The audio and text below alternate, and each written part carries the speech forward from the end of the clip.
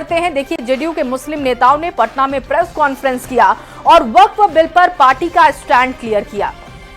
JDU के मुस्लिम चेहरों ने एक साथ प्रेस कॉन्फ्रेंस करके सीएम नीतीश के प्रति अपनी निष्ठा जाहिर की। जेडीयू प्रवक्ता ने बताया कि जेडीयू ने जेपीसी के 5 सुझाव जो उन्होंने दिए थे वो मान भी लिए गए और सभी सुझाव मान लेने के बाद जेडीयू ने वक्फ संशोधन विधेयक का समर्थन किया है।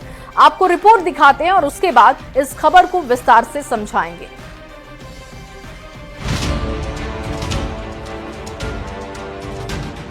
पटना के जेडीयू दफ्तर में हुई प्रेस कॉन्फ्रेंस की इन तस्वीरों को देखिए। ये हैं अंजुम आरा जेडीयू की प्रवक्ता हैं। इनके दाहिनी ओर पूर्व सांसद अहमद अशफाक करीम हैं। उनके बगल में पूर्व सांसद कहकशां परवीन हैं। अंजुम आरा की बाईं तरफ जेडीयू अल्पसंख्यक प्रकोष्ठ के अध्यक्ष अशरफ अंसारी हैं।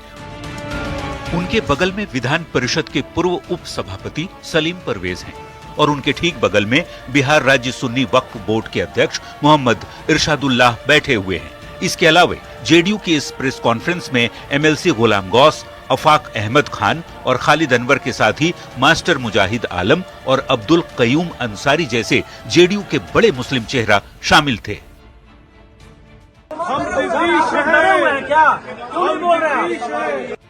जेडीयू के मुस्लिम चेहरों ने प्रेस कॉन्फ्रेंस कर ये साफ कर दिया कि नीतीश मुस्लिमों के हितैषी हैं और ये उनके साथ हैं।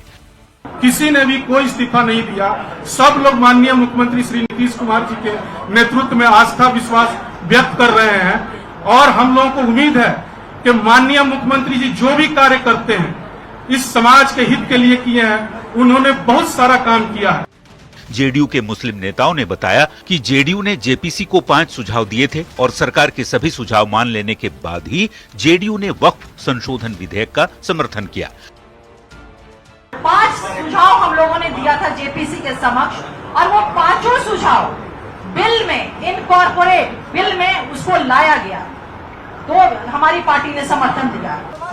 प्रेस कॉन्फ्रेंस खत्म होने के बाद जेडीयू दफ्तर के बाहर भी इन मुस्लिम नेताओं ने साफ कहा कि वो नीतीश कुमार के साथ हैं। कोई नाराज नहीं है। सब लोग जनता दल यूनाइटेड के सिपाही जनता दल यूनाइटेड के माननीय नीतीश कुमार जी के साथ हैं। मेरे नेता आदरणीय नीतीश कुमार जी हैं।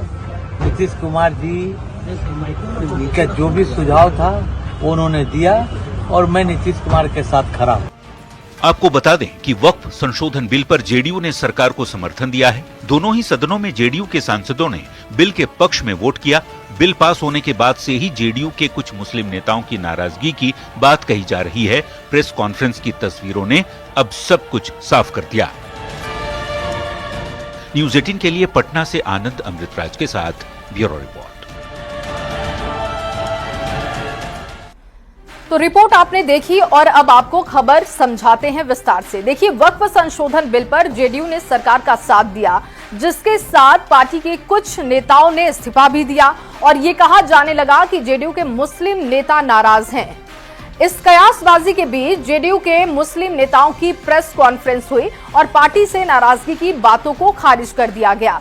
नेताओं ने कहा कि नीतीश में ही उनकी निष्ठा है और वो वक्फ बिल पर पार्टी के स्टैंड के साथ हैं। अब ये जानना जरूरी है कि प्रेस कॉन्फ्रेंस में कौन कौन से नेता शामिल हुए थे और उनका पार्टी या बिहार की राजनीति में क्या कद है। तो आइए इसे भी विस्तार से समझते हैं। जेडीयू के प्रेस कॉन्फ्रेंस में पूर्व सांसद अहमद अशफाक करीम पहुंचे थे।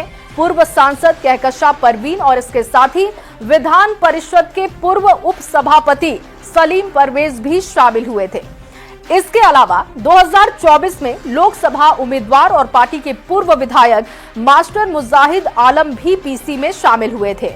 इसके अलावा भी जेडीयू के कुछ मुस्लिम नेता पहुंचे थे। इन 3 नेताओं के नाम भी आपको बता देते हैं। देखिए, एमएलसी गुलाम गौस पहुंचे थे पीसी में, अफाक अहमद खान वो भी पीसी में पहुंच गए थे और खालिद अनवर भी प्रेस कॉन्फ्रेंस में दिखाई दिए। बता दें कि गुलाम गौस को लेकर कई तरह की बातें हो रही थी, लेकिन उन्होंने पीसी में शामिल होकर स्थिति को साफ कर दिया कि वो नीतीश कुमार के साथ हैं, क्योंकि लगातार उनकी नाराजगी की बातें सामने आ रही थी। इसके अलावा बिहार मदरसा बोर्ड के पूर्व चेयरमैन अब्दुल कयूम अंसारी, बिहार राज्य सुन्नी वक्फ बोर्ड के अध्यक्ष मोहम्मद इरशादुल्लाह और शिया वक्फ बोर्ड के अध्यक्ष सैयद अफजल अब्बास भी पीसी में पहुंच गए थे। इसके अलावा जेडीयू प्रवक्ता अंजुम आरा वो भी दिखाई दी, जेडीयू के अल्पसंख्यक प्रकोष्ठ के प्रभारी इकबाल हैदर भी पीसी में मौजूद रहे। अब ये जानने की कोशिश भी कर लेते हैं कि हाल के दिनों में किन नेताओं ने जेडीयू से इस्तीफा दिया, क्योंकि ये चर्चा का विषय है, तो उनके नाम भी आपके सामने रख रहे हैं। देखिए, राजू नैयर, मोहम्मद नवाज मलिक, कासिम अंसारी और मोहम्मद तरबेज सिद्दीकी अली के साथ कुछ और नेता हैं जिनके इस्तीफे देने की खबर सामने आ रही है, लेकिन पार्टी की तरफ से कहा जा रहा है कि इनका कद कोई बहुत ज्यादा नहीं है, इसलिए चर्चा का विषय नहीं होना चाहिए। पार्टी का कहना है कि इस्तीफा देने वाले नेताओं में कोई भी बड़ा नेता नहीं है। ऐसे नेताओं को पार्टी के अंदर भी लोग नहीं जानते। जिस कयूम अंसारी को लेकर खूब बातें की जा रही हैं और चर्चा हो रही है, वो कयूम अंसारी 2020 का चुनाव जेडीयू से नहीं लड़े थे और कयूम अंसारी को 500 के करीब वोट भी मिला था। मतलब इस्तीफा देने वाले कोई बड़े नेता शामिल नहीं है। वक्फ